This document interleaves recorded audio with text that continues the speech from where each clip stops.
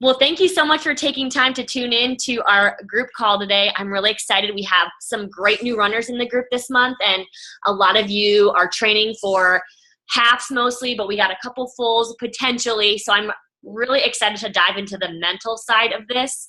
I think as runners, we cannot deny the fact that the mental side of running can actually be more difficult than actually just going out and getting the runs done ourselves. And if any of you took the time to watch that podcast I shared this weekend, you'll even see that pro athletes struggle a lot with the mental prep. And for them, it's a career choice. It's do or die for them. So they know the pressure. So know that from the beginner runner all the way to the pro athlete, being nervous and having those self-doubts inside is totally normal. But luckily, there's some things we can do to practice and actually overcome this mental side. Just as we take time to prepare our bodies physically, getting our runs in, doing the little things, getting sleep, we can totally train our minds mentally to be prepared for a race. So I'm going to kind of dive into some tips with you today. Again, if you have questions, you can go ahead and let me know. And even if after this call, there's still a couple questions you have, or if there's like a book or something you want reference to, I can definitely give you a few. So let's go ahead and get started. The best way that you can be prepared as a runner or be mentally prepared as a runner is just to be physically prepared. When you take the time to get your runs in, to eat well, to stay hydrated, to foam roll, to sleep well, and you just make that a habit day in and day out, you're going to come to race day. And when those nerves come, that self-doubt of, I'm tired, I don't feel well, you can say, wait a second, I put in the time. I did my runs. You can think back to that one really awesome long run you had or that awesome workout and say, no, I meant to be here today. I put in the work. So even just taking the act of doing all the things you're supposed to do is going to give you confidence on race day. Yes, you're going to have moment. It might even be 2 seconds. It might be 10 minutes of I can't do this, or I'm hot, or I'm tired. But with taking the time to prepare, you will be able to say, nope, I'm pushing those thoughts aside. I know I'm meant to be here, and I know I put in the time to be ready. So, and a lot of you are, taking the time to do that just by having the act of hiring a coach to make sure you're getting in all the little things. You just simply looking at that final surge workout each day and saying, all right, I'm going to do this. I'm going to set my paces. I'm going to do the little things, even if it means, breaking it up during the day or, having to foam roll right before bed, make it work in your schedule. And you will be able to come on the line race day and know that you're ready to be here. So, aside from just the general, physical preparing, there are some mental specific things you can do as well.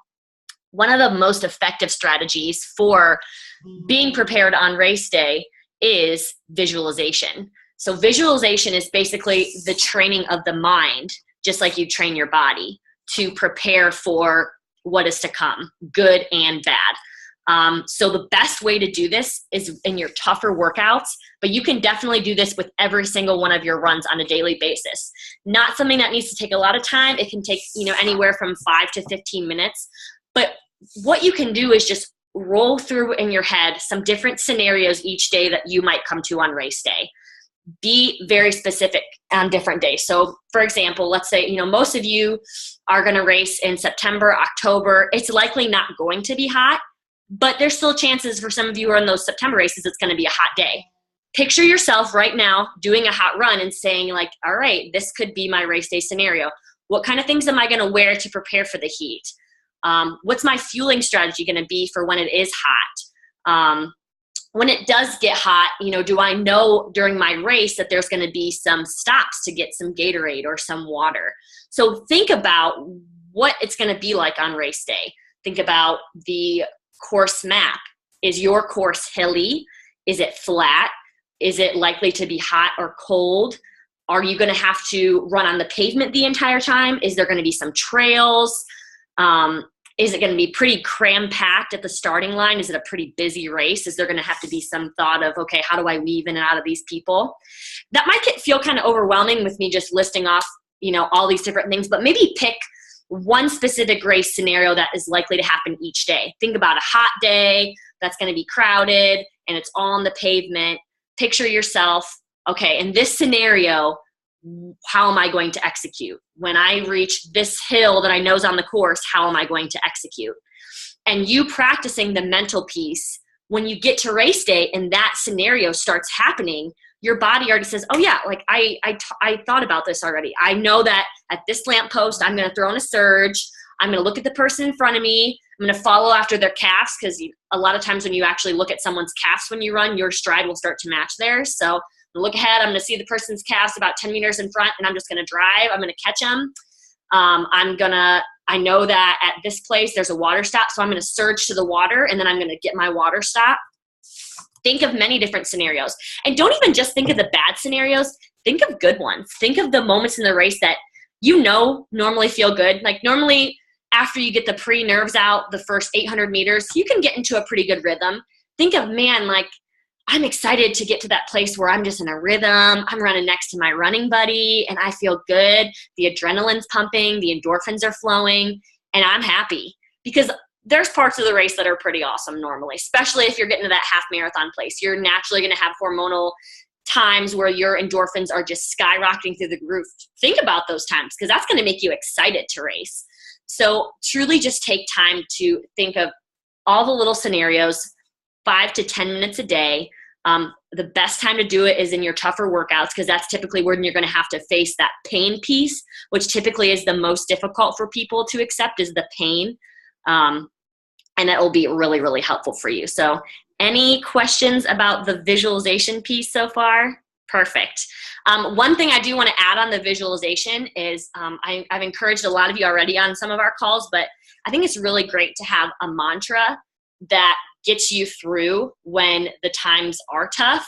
So all of you have a different purpose for why you're running. Some of you run as stress relief. Some of you run as like goal chasing. It helps you to push yourself in other areas of life.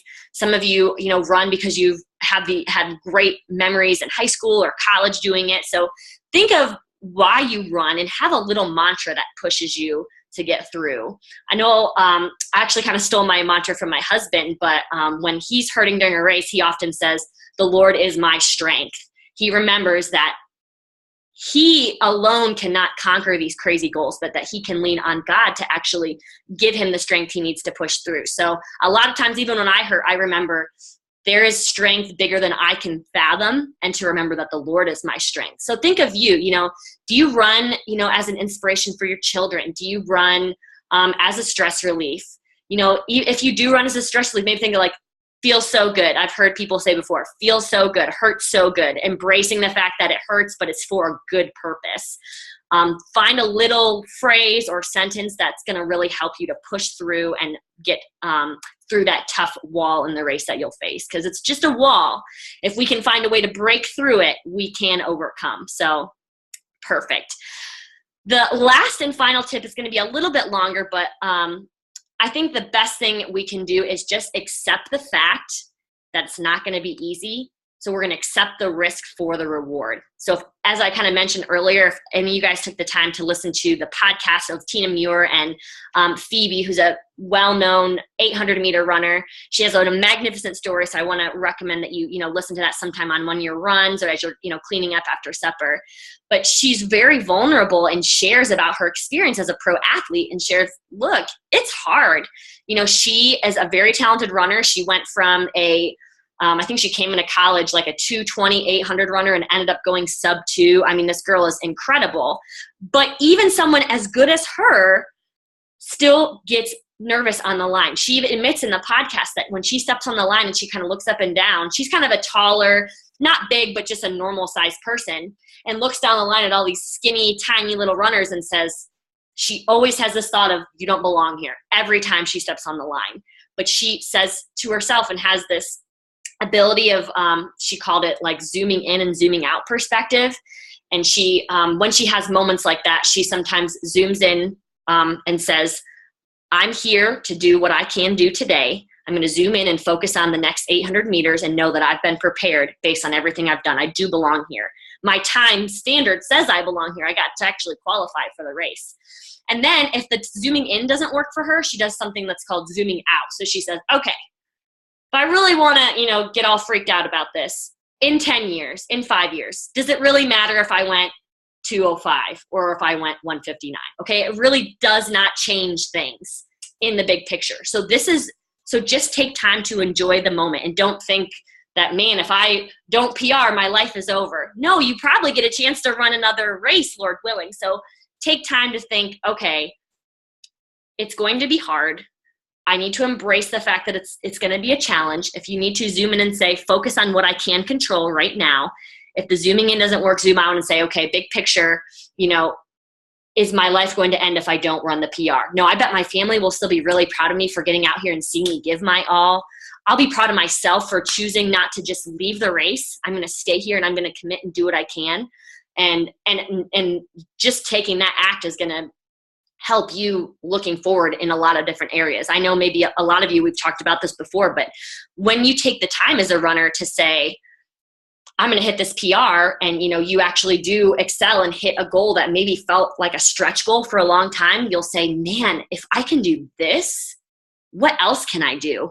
Maybe I can even PR by another minute, or just take away running altogether. Man, if I can make really high goals in my physical life, what about my mental life? What about my relationship with my spouse? My social life, my spiritual life? How can I push myself in these other areas when I know that I can push myself and excel and reach goals in, as a runner as well? So I think another way that we can accept the risk for the reward, so when we can just say, look, it's going to be hard and I'm going to embrace that and go after it, is by having that really strong why. I kind of touched on this a little bit earlier, but when it starts to hurt, when things get hard, when it's hot, when you got to surge up the hill, remember why you're here.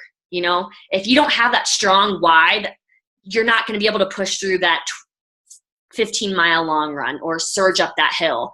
But if you can write down somewhere, maybe on a piece of paper or post it on your fridge, somewhere where you're going to look on a daily basis, that reminds you, this is why I'm doing this race. It's more than just, I want to lose some weight, or, it's important to say, I'm doing this to be a healthier person. I think this pushes me to be better. I do this to have a better relationship with my spouse, because I know that when I take time to take care of myself, I can better serve my spouse and love them.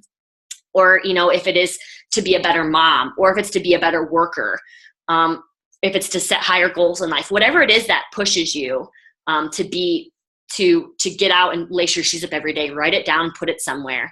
That way, when you do get to that point in the race and the risk is coming, do I surge and maybe crash and burn and push through the wall? You can say, yes, I'm going to, because I said to myself every day with that note on the fridge that I'm going to do this. So I think that will really help you as well. We're going to know that it's going to hurt.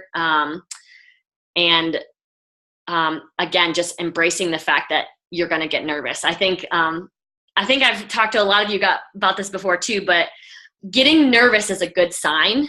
If you weren't getting nervous before races, I would tell you, I think you're in the wrong sport. As I talked about, from the pro athlete to the beginner runner, you're going to be nervous before your race. I honestly can say I've been racing for 8-9 years, and I've never not gotten nervous before a race. That kind of helps prove that this matters to you, that this is important. So know that when you do come to race day, it's good to feel nervous. It's good to know that something you care about so much is about to unfold before your eyes and you get to experience it. So know that that's good. Let's take and channel that nervous energy into the adrenaline, obviously controlled, because I don't want you guys blowing out the first under 800 meters going crazy. You got to control it. Use it for some deep breathing.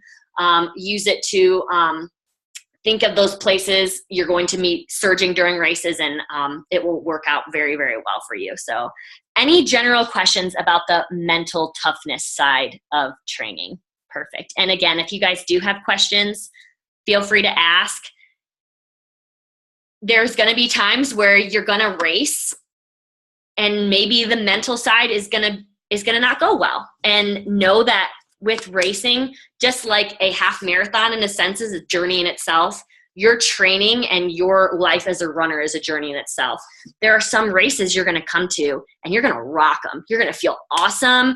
Your legs are going to feel good. You're going to surge and you're going to be so in it. You're going to be on this endorphin high, so excited. And there's going to be some races that are hard. You're going to have to push through. Maybe you'll still hit a PR, but it's going to maybe hurt more than you thought it would.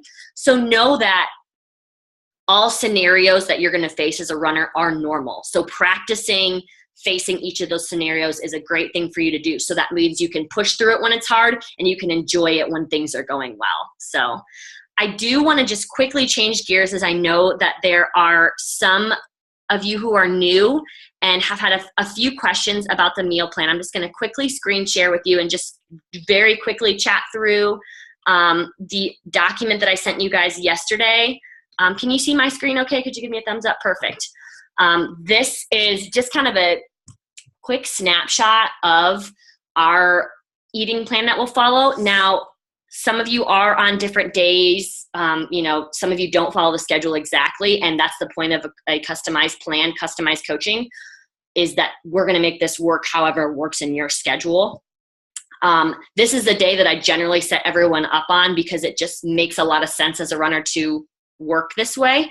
But know that if we get a couple weeks in and things are just not quite working for you, let me know and we'll adjust your schedule to work. So as most of you have done carb cycling, but I think there's one of you in here who has not jumped into carb cycling with me yet. So, know that the main purpose of carb cycling isn't meant to be something that's overwhelming. It's meant to just say, hey, I'm going to eat what makes sense with my workout. So as you know, your workouts are going to be different every day, which means that your eating should look a little bit different every day.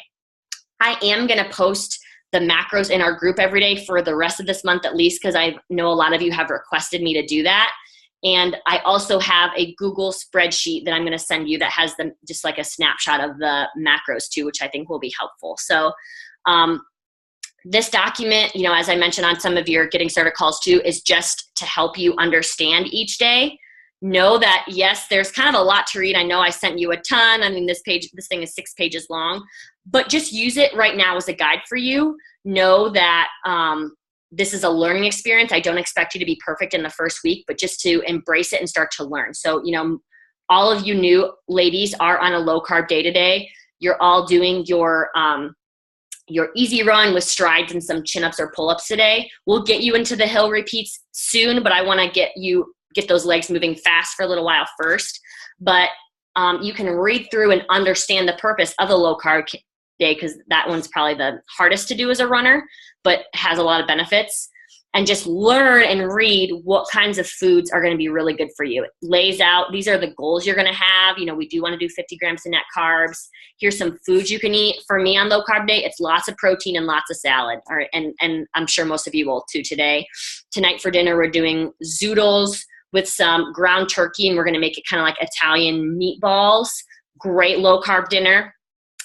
For lunch, I plan to do a salad with some protein on it. All these different vegetables that are listed. Protein, tuna's really great. Turkey's really great. Chicken's really great for that low carb day. And know that, I think most of you will admit that the low carb day is the hardest, but this is just going to be a great chance for us to learn how to deplete our carb stores and teach our bodies to burn fat as a fuel, which isn't just weight loss focus. It's more focused for runners on, okay, I need to learn how to tap into the fat store, because come half marathon race day, if I'm running more than 2 hours, I need more fuel than just the carbs that my body can store. Because as many of you know, we can only hold about 2 hours of carbs at a time in our body. So unless you have a really good fueling strategy that's going to be effective that your stomach can handle, we got to learn how to burn fat too.